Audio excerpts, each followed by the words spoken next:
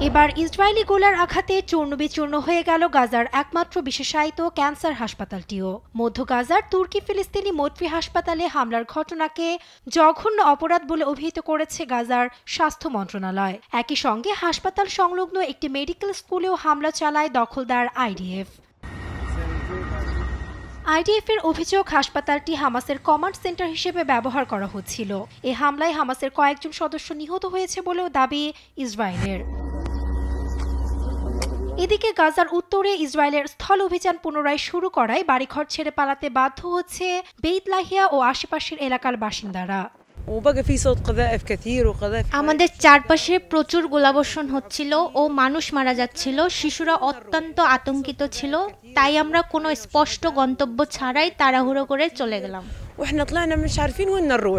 জিম্মিদের মুক্তি দেওয়া না হলে গাজার কিছু অংশ দখলের হুমকি দিয়েছে ইসরায়েলি প্রতিরক্ষা মন্ত্রী ইসরায়েল কাটজ। সেই সঙ্গে গাজার বাসিন্দাদের সরিয়ে দিতে সেনাবাহিনীকে নির্দেশ দেওয়া হয়েছে।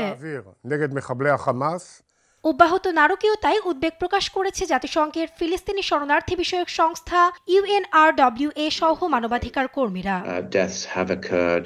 সোমবার রাতে হঠাৎ করে যুদ্ধবিরতি ভেস্তে যাওয়ার পর থেকে বেশ কয়েকটি বোমা হামলার ঘটনা ঘটে। পরিস্থিতি অত্যন্ত উদ্বেগজনক।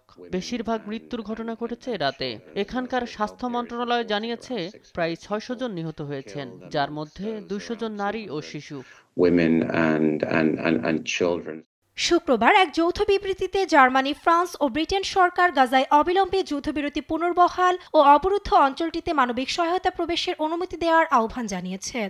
এ সপ্তাহে গাজায় ইসরায়েলের পুনরায় হামলা শুরু করাকে যুদ্ধবিরতি চুক্তি থেকে নাটকীয়ভাবে পিছিয়ে আসা বলেও বিবৃতিতে উল্লেখ করা হয়। এদিকে 5 লাখ গাজাবাসীকে আশ্রয় দিতে মিশর রাজি, ইসরায়েলি গণমাধ্যমের এমন দাবিকে উড়িয়ে দিয়েছেন দেশটির প্রেসিডেন্ট আবদেল ফাতাহ এল-সিসি।